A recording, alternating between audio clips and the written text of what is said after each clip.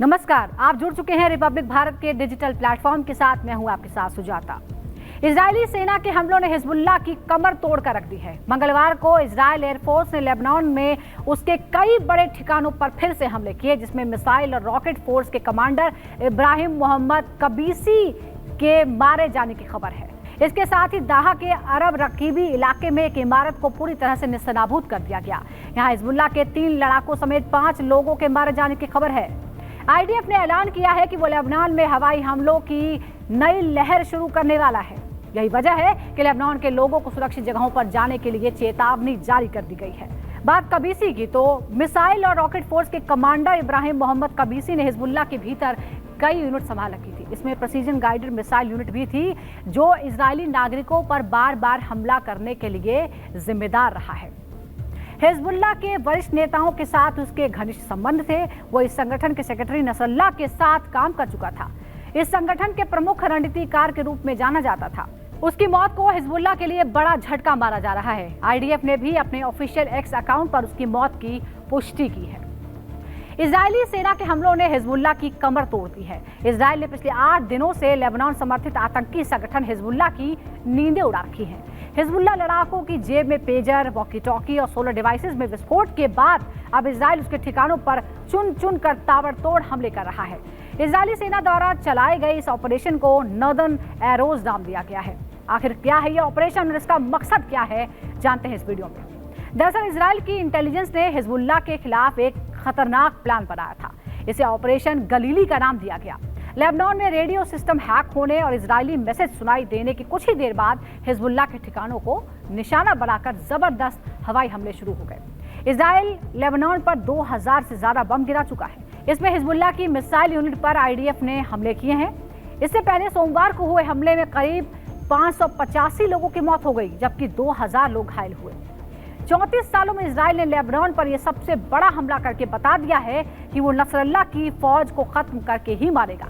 इस ऑपरेशन के तहत इजरायल हिजबुल्लाह के हथियारों का जखीरा पूरी तरह से खत्म करना चाहता है।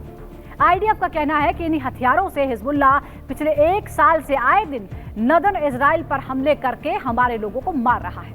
ऐसे में हमें अपनी आत्मरक्षा में ये कदम उठाना पड़ा है। हिजबुल्लाह के खिलाफ इजरायली हमले का असली मकसद सामने आ गया है।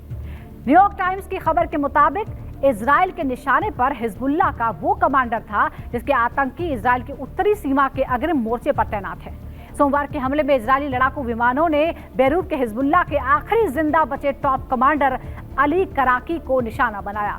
हालांकि हिजबुल्लाह के एक बयान में कहा गया है कि दक्षिणी लेबनान में उसके आतंकियों का कमांडर अभी जिंदा है, लेकिन इजरायल अब भी सूत्रों से ये पता लगाने में जुटा है कि वो जिंदा है या फिर मारा गया है। बीर अल अबेद की एक इमारत पर मिसाइलों से हमला किया गया था, यहीं पर उसके मारे जाने की खबर है। हिजबुल्लाह का दावा है कि इस हमले में कमांडर अली कराकी की जान बच गई है।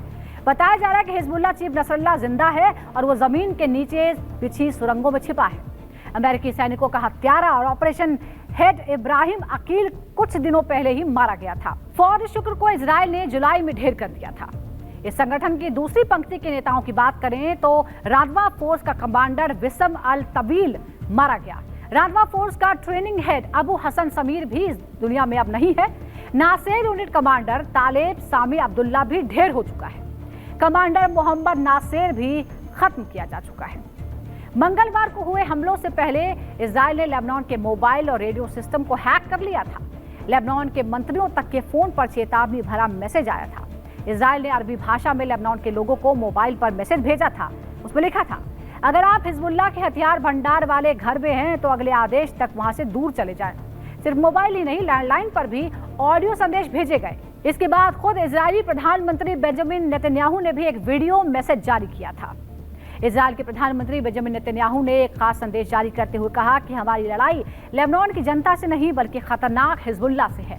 लेकिन हिजबुल्लाह लेबनान की मासूम और निर्दोष जनता की आड़ में पिछले कई महीनों से लगातार हमले कर रहा है। यह आतंकी संगठन आप लोगों को ढाल बनाकर अपने घरों में जो हथियार जमा करता है उसे हमारे खिलाफ इस्तेमाल करता है। ऐसे में हमें अपने लोगों की आत्मरक्षा में हमले करने पड़ रहे हैं। आप लोगों से अपील है कि अगर घरों में हथियार इकट्ठे हैं तो उसे खाली कर दें। साथ ही हिजबुल्लाह के ठिकानों के आसपास रहने वाली जगह भी छोड़ दें। हमारा ऑपरेशन खत्म होने के बाद आप अपनी जगहों पर लौट सकते हैं। इधर इजराइल और हिजबुल्लाह के बीच जारी हमलों के मद्देनजर अमेरिकी राष्ट्रपति जो बाइडेन ने संयुक्त राष्ट्र महासभा में बयान दिया। उन्होंने कहा कि दुनिया को 7 अक्टूबर की भयावहता कभी नहीं भूलनी चाहिए। इसे जिस देश ने भी अंजाम दिया हो उसे अब सुनिश्चित करना होगा कि ऐसा दोबारा ना हो। हिजबुल्लाह ने बिना किसी उकसावे के इसमें शामिल होकर 1 साल से इजराइल पर रॉकेट और मिसाइल दागी हैं। इजराइल लेबनान सीमा के दोनों तरफ बहुत से लोग विस्थापित हुए हैं। ये जंग किसी के हित में नहीं है, स्थिति और खराब हो गई है। कूटनीतिक समाधान ही एकमात्र विकल्प है। अमेरिकी राष्ट्रपति जो बाइडेन ने गाजा के जंग के बारे में भी कहा। हजारों हथियारबंद हमास आतंकवादियों ने इजराइल पर हमला किया, 1200 से ज्यादा लोगों का नरसंहार किया। इसमें 46 अमेरिकी भी शामिल थे। 250 निर्दोष लोगों को बंधक बना लिया। मैं उन बंधकों के परिवारों से मिला हूं, वो नरक से गुजर रहे हैं। गाजा में निर्दोष नागरिक भी नरक से गुजर रहे हैं।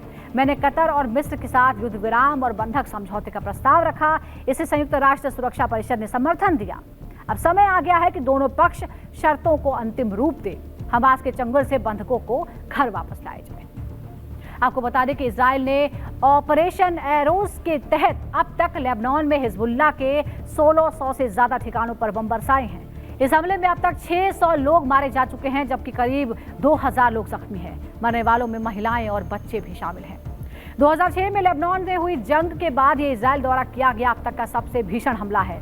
2006 में हुए इजराइल लेबनान युद्ध में 1000 लोगों की मौत हुई थी। इस वीडियो में फिलहाल इतना ही। मुझे दीजिए इजाजत। आप बने रहिए रिपब्लिक भारत के डिजिटल प्लेटफॉर्म के साथ। नमस्कार।